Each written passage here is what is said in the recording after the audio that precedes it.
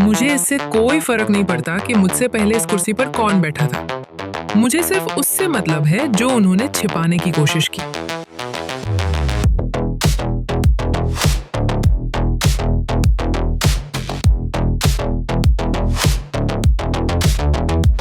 हर file, हर ठेकेदार, 30% गायब है। वो कोई हादसा नहीं था मैडम, वो एक संदेश था।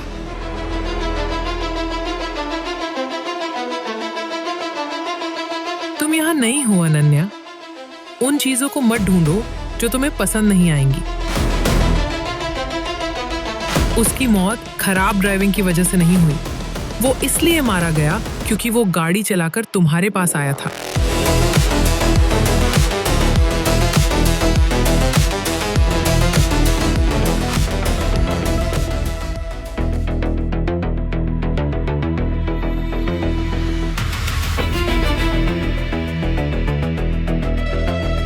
अगर मैं राजा को गिरफ्तार नहीं कर सकती तो मैं उसे गद्दी छोड़ने पर मजबूर कर दूंगी।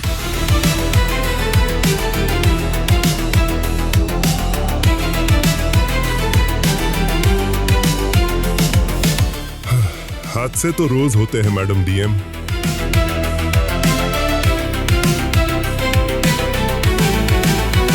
ब्रेकिंग न्यूज, मंत्री ने टेप पर सच कबूला।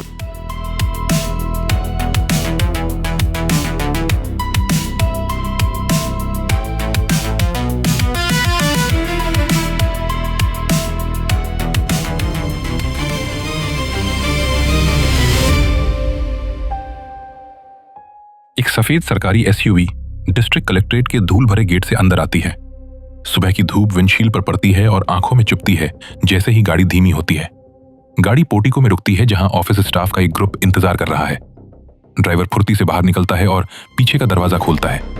धूल भरी जमीन पर एक चमकता हुआ काला जूता पड़ता है। अंदाज में पूरा आत्मविश्वास है। डीएम अनन्या मिश्रा पूरी तरह बाहर आती हैं और अपना चश्मा ठीक करती हैं।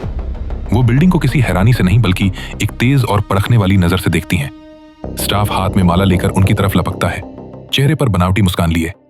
अनन्या विनम्रता लेकिन सख्ती से हाथ उठाकर माला के लिए मना कर देती हैं। वो तेजी से कॉरिडोर में चलती हैं और स्टाफ उनके पीछे पीछे किसी पूंछ की तरह चलता है। वो दीवारों पर लगे स्वागत पोस्टर्स को नजरअंदाज कर देती हैं। अनन्या अपने मेन कैबिन में दाखिल होती हैं। एक बड़ा कमरा जिसमें लकड़ी की एक भारी भरकम डेस्क रखी है। वो अपना लेदर हैंडबैग मेज पर रखती हैं और चारों तरफ देखती हैं। वो इशारे 4 से स्टाफ को तुरंत कमरा छोड़ने के लिए कहती हैं। जैसे ही दरवाजा बंद होता है, बाहर का शोर खत्म हो जाता है और कमरे में एक भारी खामोशी छा जाती है। अनन्या ऊंची लेदर चेयर पर बैठती हैं और उसे थोड़ा सा घुमाकर खिड़की की तरफ करती हैं। वो एक गहरी सांस लेती हैं और आगे के काम के लिए खुद को तैयार करती हैं। वो वापस डेस्क की तरफ घूमती हैं और पेंडिंग ट्रे को देखती हैं। वो लाल फीते वाली फाइलों से पूरी तरह भरी हुई है। वो पहली फाइल उठाती हैं और उस पर लगी धूल झाड़ती हैं। लेबल पर लिखा है रूरल रोड प्रोजेक्ट फेज 4। वो फाइल खोलती हैं और कॉस्ट शीट पर अपनी उंगली फिराती हैं। टोटल ड्यू कॉलम पर पहुंचते ही उनकी आंखें सिकुड़ जाती हैं। वो कैलकुलेटर निकालती हैं और तेजी से नंबर टाइप करती हैं। Click click. स्क्रीन पर रिजल्ट दिखता है 30 लाख। वो 1 करोड़ के टोटल बिल को वापस देखती हैं। वो रोकी गई रकम को लाल इंक से घेरा करती हैं। उन्हें समझ आता है कि ये टोटल बजट का ठीक 30% है। वो उसी कॉन्ट्रैक्टर की दूसरी फाइलों को पलट कर देखती हैं। हर एक फाइल में ठीक 30% पेमेंट रुका हुआ है। अनन्या कुर्सी पर पीछे टिकती हैं और अपना चश्मा उतारती हैं। वो अपनी नाक को हल्का सा रगड़ती हैं। उन्हें एक पैटर्न दिखाई देता है। उन्हें आखिरी पन्ने पर एक स्टिकी नोट मिलता है। उस पर लिखा है hold verbal orders. Verbal orders यानी रोको, जुबानी आदेश। लिखावट काफी टेढ़ी मेढ़ी है। वो ऑर्डर पर सिग्नेचर चेक करती हैं। ये विक्रम सिंह पूर्व डीएम के साइन है। अनन्या अपनी गाड़ी की चाबी उठाती हैं और बाहर निकल जाती हैं। वो अपने ड्राइवर से कहती हैं, निरापुर गांव अभी। गाड़ी नई बनी हाईवे पर तेजी से दौड़ती है। सड़क चिकनी है जो आसपास के धूल भरे माहौल से बिल्कुल अलग है। गाड़ी गांव के एंट्रेंस पर रुकती है। अनन्या बाहर निकलती हैं और सड़क पर जोर से पैर मारती हैं क्वालिटी चेक करने के लिए।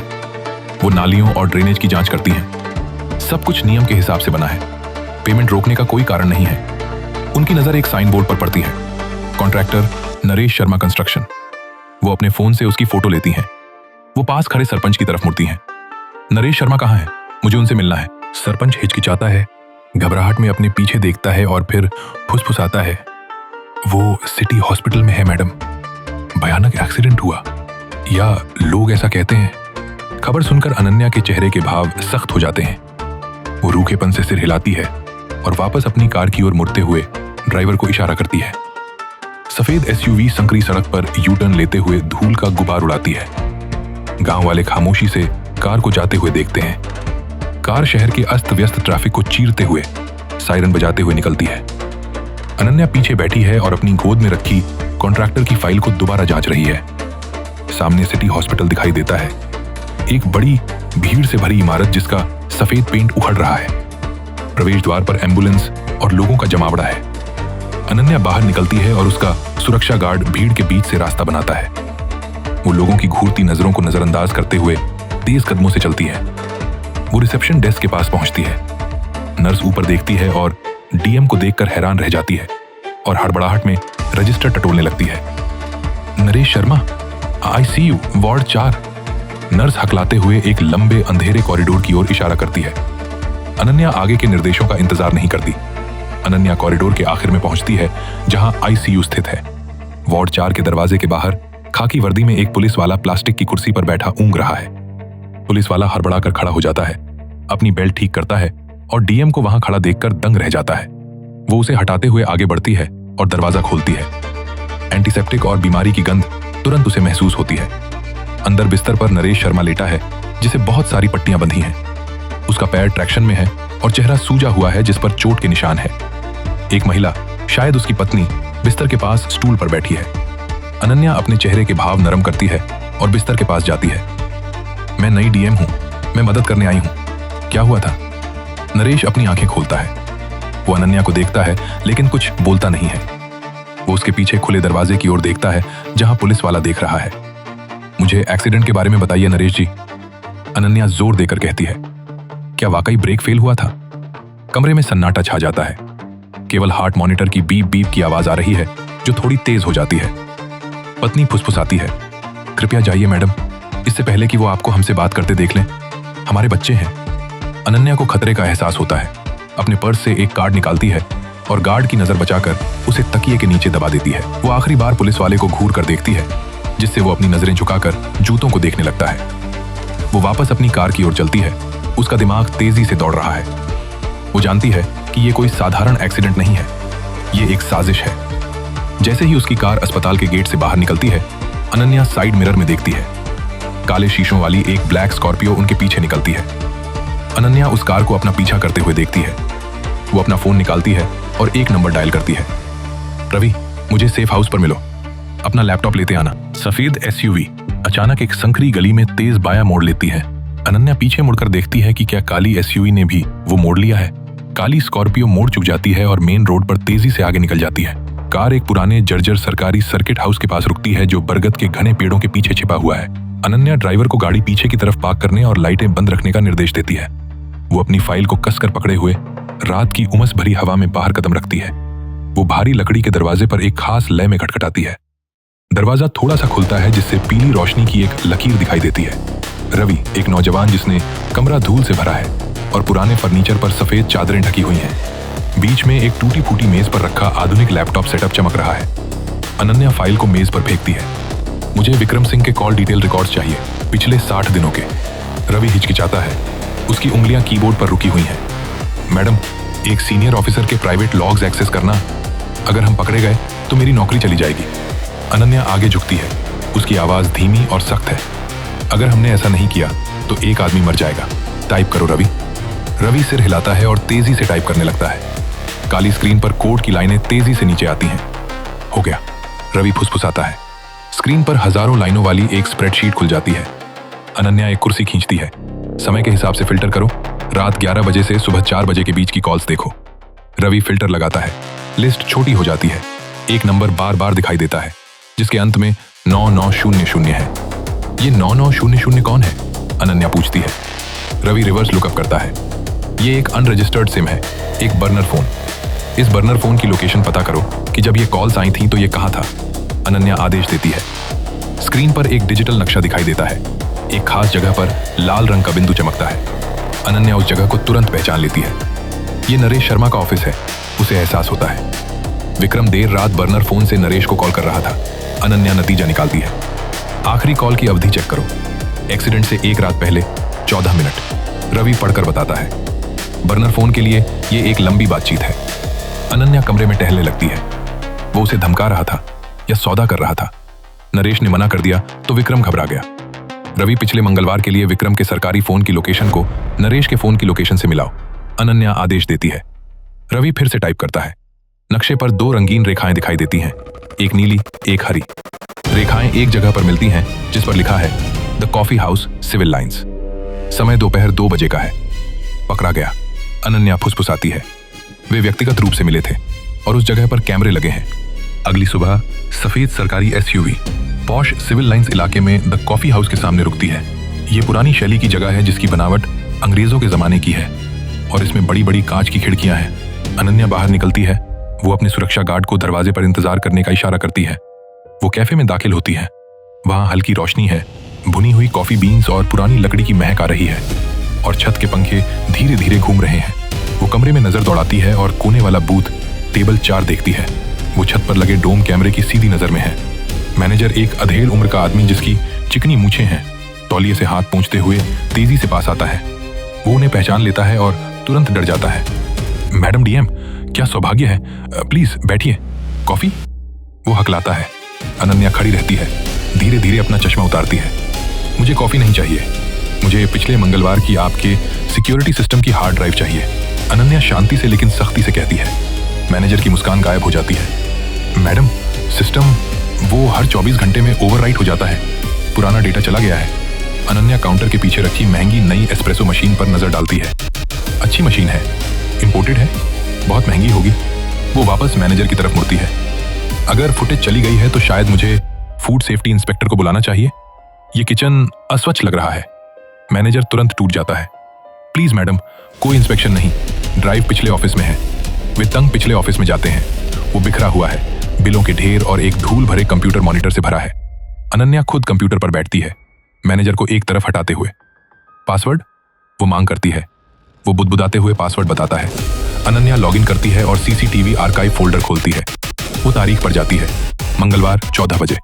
फाइल वहां है, वो डिलीट नहीं हुई है। वो प्ले बटन दबाती है। दानेदार ब्लैक एंड व्हाइट फुटेज में टेबल 4 दिखाई देती है। विक्रम सिंह वहां बैठा इंतजार कर रहा है। नरेश फ्रेम में आता है। वो बैठ जाता है। बिना आवाज वाली वीडियो में भी बॉडी लैंग्वेज तनावपूर्ण है। अनन्या मॉनिटर के करीब झुकती है। कांच में उसकी परछाई दिख रही है। वो बहस को बढ़ते हुए देखती है। स्क्रीन पर विक्रम मेज पर हाथ पटकता है। वो साफ तौर पर 3 उंगलियां दिखाता है। नरेश विनती में हाथ जोड़ता है। विक्रम सिर हिलाता है और दरवाजे की ओर इशारा करता है। 30%। अनन्या खुद से फुसफुसाती है। उसने साफ तौर पर 30% मांगे थे। वो एक यूएसबी ड्राइव लगाती है और फाइल कॉपी करती है। प्रोग्रेस बार बहुत ही धीरे चलता है। Copy complete. अनन्या ड्राइव निकालती है और खड़ी हो जाती है। वो मैनेजर की तरफ मुड़ती है। तुमने बैकअप इसलिए रखा क्योंकि तुम भी विक्रम के खिलाफ अपनी सुरक्षा रखना चाहते थे, है ना? वो पूछती है। मैनेजर खामोशी से नीचे देखता है। अनन्या कैफे से बाहर चमकती धूप में निकलती है, मुट्ठी में यूएसबी ड्राइव को कसकर पकड़े हुए। अनन्या अपने ऑफिस लौटती है। कैफे वाली घटना का जोश अब ठंडे दिमाग की योजना में बदल रहा है। जब वो कॉरिडोर से गुजर रही होती है, उसकी नजर अपने चपरासी रमेश पर पड़ती है। वो चेहरे पर एक बनावटी मुस्कान लाता है और उसका दरवाजा खोलने के लिए दौड़ता है। अनन्या अपने कैबिन में आती है और अंदर से दरवाजा लॉक कर लेती है। ऐसा वो बहुत कम करती है। वो दरवाजे के हैंडल को घूरते हुए सोचती है कि यहाँ दीवारों के भी कान हैं। वो अपनी डेस्क पर बैठती है और लैपटॉप खोलती है। वो उस जीपीएस डेटा फाइल को निकालती है जो रवि ने उसे कल रात भेजी थी। स्क्रीन पर शहर का नक्शा लोड होता है। सलेटी सड़कों का एक जाल। एक चमकदार हरी रेखा एक्सीडेंट वाली रात नरेश शर्मा की गतिविधियों को दिखाती है। वो टाइम स्टैम्प को जूम करती है। 21 बजे। हरी रेखा शहर की सीमा से बाहर जाती है और बाहरी इलाके की ओर बढ़ती है। रेखा जंगल से घिरी एक बड़ी सुनसान प्रॉपर्टी पर जाकर रुकती है। अनन्या मैप व्यू को सैटेलाइट मोड पर करती है। सैटेलाइट इमेज में एक आलीशान फार्म हाउस दिखता है जिसमें स्विमिंग पूल और एक लंबा रास्ता है। अनन्या उसे तुरंत पहचान लेती है। ये साना फार्म हाउस है, मंत्री अमन साना का निजी आवास। नरेश सीधा सबसे बड़े आदमी के पास गया था। वो ड्वेल टाइम रुकने का समय चेक करती है। नरेश का फोन ठीक 45 मिनट तक फार्म हाउस पर रुका था। अनन्या उस मंजर की कल्पना करती है। नरेश मंत्री के सामने गिड़गिड़ा रहा होगा, ये सोचकर कि उसे कोई बचाने वाला मिल गया। वो टाइमलाइन पर आगे बढ़ती है। रात के 10 बजे हरी रेखा फार्म हाउस से निकलती है और वापस शहर की ओर बढ़ती है। रेखा नदी के पुल के पास एक तीखे मोड़ पर अचानक खत्म हो जाती है। समय रात के 12:15। The kill box. अनन्या बड़बड़ाती है। मंत्री के यहां से निकलने के सिर्फ 15 मिनट बाद एक्सीडेंट हुआ। उसे सच समझ आ जाता है। मंत्री ने नरेश को सिर्फ नजरअंदाज नहीं किया, उसने नरेश के निकलते ही मारने वालों को फोन कर दिया था। अचानक उसके ऑफिस का फोन बजता है, जिससे सन्नाटा टूटता है। वो थोड़ा चौंक जाती है। वो फोन उठाती है। ये मंत्री का पीए है। मैडम डीएम, मंत्री सर इंक्वायरी रिपोर्ट के बारे में पूछ रहे हैं, उन्हें ये आज ही चाहिए। अनन्या खुद को संभालती है। सर से कहिए मैं इसे फाइनल कर रही हूँ, आज शाम तक ये उनकी टेबल पर होगी। वो फोन रखती है और अपने कैबिन के कांच के पार्टीशन से बाहर देखती है। वो देखती है कि चपरासी रमेश उसके दरवाजे को ही देख रहा है। उसे पता है, वो सोचती है, रमेश ने उन्हें बता दिया है कि मैं जांच कर रही हूं। उसे इस कमजोरी को हथियार में बदलना होगा। वो एक नई फाइल फोल्डर उठाती है और कवर पर मोटे अक्षरों में लिखती है, गोपनीय, विक्रम सिंह इंक्वायरी। वो जानबूझकर फाइल को अपनी डेस्क पर थोड़ा खुला छोड़ देती है और अपने ऑफिस का दरवाजा अनलॉक कर देती है। वो आवाज लगाती है, रमेश, मेरे लिए चाय लाओ, मुझे वॉशरूम जाना है। वो बाहर निकल जाती है, कमरा खाली छोड़ देती है। हॉल में एक छिपी हुई जगह से अनन्या कांच की अलमारी में परछाई के जरिए देखती है। रमेश उसके कैबिन में घुसता है। वो जल्दी से फाइल खोलता है, अपने फोन से फोटो लेता है और चला जाता है। शिकार जाल में फंस गया। अनन्या वॉशरूम ब्रेक के बाद अपने ऑफिस कैबिन में लौटती है। वो अपनी डेस्क पर रखी पीली फाइल को देखती है। वो थोड़ी बाईं तरफ खिसकी हुई है। वो अपनी मुस्कान दबा लेती है। रमेश ने चारा निगल लिया है और शायद फोटो मंत्री को भेज दी है, जिससे उन्हें विश्वास हो गया है कि रिपोर्ट केवल विक्रम के बारे में है। वो जल्दी से अपना बैग पैक करती है, जो काम खत्म होने का इशारा है। अनन्या अपने सरकारी बंगले पर पहुंचती है। ये एक बड़ा अंग्रेजों के जमाने का घर है, शांत और खाली, जो अब उसका वॉर रूम बन गया है। वो अपनी अलमारी से एक लॉक किया हुआ दराज खोलती है, जिसमें उसका पर्सनल इलेक्ट्रॉनिक सामान रखा है। लेदर हैंडबैग निकालती है, जिसके सामने वाले हिस्से पर सोने के रंग का एक बड़ा मेटालिक लोगो लगा है। वो एक छोटा इलेक्ट्रॉनिक्स किट खोलती है और एक बटन कैमरा निकालती है, जिसका लेंस चावल के दाने से भी छोटा है। सावधानी से वो हैंडबैग के सुनहरे बकल में बदलाव करती है। वो लेंस को सोने के डिजाइन के बीच में फिट कर देती है। ये उसमें पूरी तरह मिल जाता है और धातु में एक काले पेंच जैसा दिखता है। वो कैमरे को एक पतले बैटरी पैक और ट्रांसमीटर से जोड़ती है, जो बैग की लाइनिंग के अंदर छिपा है। अनन्या फीड चेक करने के लिए अपने फोन पर एक ऐप खोलती है। स्क्रीन जगमगा उठती है और कमरे का एकदम साफ 4K के वाइड एंगल नजारा दिखता है। वो पर्स की तरफ बोलती है, टेस्टिंग 1 2 3। उसके फोन पर ऑडियो वेव फॉर्म साफ तौर पर ऊपर उठता है। संतुष्ट होकर वो अपने प्रिंटर की तरफ बढ़ती है। वो फाइनल इंक्वायरी रिपोर्ट प्रिंट करती है, जो उसने पहले तैयार की थी। वो रिपोर्ट को स्टेपल करती है। कवर पेज पर लिखा है, मिस्टर विक्रम सिंह के खिलाफ जांच, निष्कर्ष, रिश्वतखोरी के दोषी। वो पन्ने पलटती है। इसमें विक्रम के सीसीटीवी स्क्रीनशॉट तो हैं, लेकिन मंत्री से जुड़े सारे सबूत हटा दिए गए हैं। ये सिर्फ एक दिखावा है। ये दस्तावेज मंत्री को सुरक्षित महसूस कराने के लिए बनाया गया है। वो एक नई कड़क साड़ी पहनती है, जो औपचारिक और बिल्कुल साधारण लगती है, जिससे कोई खतरा महसूस ना हो। वो जासूसी पर्स के अंदर नकली रिपोर्ट रखती है। हथियार लोड हो चुका है। वो बाहर अपनी गाड़ी की तरफ चलती है। मंत्री साना का आवास। वो आदेश देती है। ड्राइवर सिर हिलाता है। उसे तनाव महसूस हो रहा है। रात में गाड़ी शहर से गुजरती है। स्ट्रीट लाइट्स अनन्या के चश्मे पर चमकती हैं। वो अपने मन में बात करने की रिहर्सल कर रही है। गाड़ी मंत्री के विशाल बंगले पर पहुंचती है। ऊंचे गेट, हथियारबंद सुरक्षा गार्ड और रास्ते में खड़ी महंगी गाड़ियां। सुरक्षा गार्ड गाड़ी रोकता है। वो अनन्या को चेकिंग के लिए बाहर आने को कहता है। कैमरे के लिए ये इम्तिहान की घड़ी है। गार्ड उसके ऊपर मेटल डिटेक्टर घुमाता है। पर्स के पास आते ही वो बीप करता है। अनन्या की धड़कन रुक सी जाती है। बस चाबियां और मेरा फोन है, अनन्या सहजता से कहती है और चाबियां दिखाने के लिए मुख्य जेब खोलती है। जाइए मैडम। अनन्या लंबे रास्ते पर पैदल चलती है और शेर की मांद में कदम रखती। एक नौकर अनन्या को मंत्री की प्राइवेट स्टडी, निजी कक्ष में ले जाता है। कमरा बहुत ही भारी और घुटन भरा लगता है, जो गहरे रंग के महोगनी फर्नीचर। जब अनन्या अंदर आती है तो वो ऊपर नहीं देखते, जानबूझकर उसे इंतजार करवाते हैं ताकि अपना दबदबा कायम कर सके। अनन्या डेस्क के सामने चुपचाप खड़ी रहती है, अपने हैंडबैग को कसकर पकड़े हुए। वो एक गहरी सांस लेती है और एक दबे हुए अफसर के किरदार में ढल जाती है।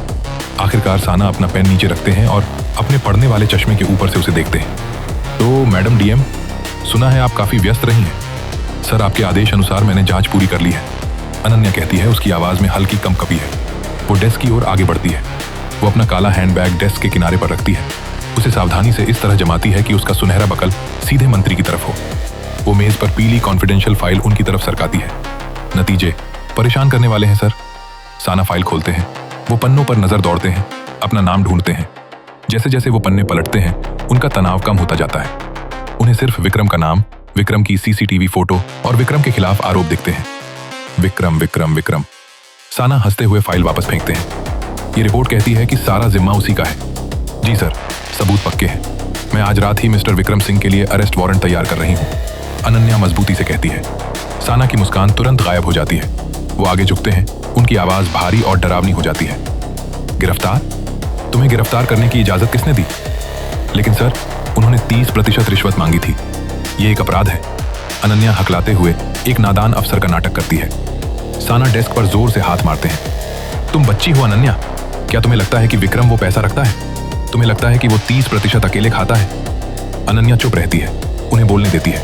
यही वो पल है। उस 30% से ये जिला चलता है, साना चिल्लाते हैं।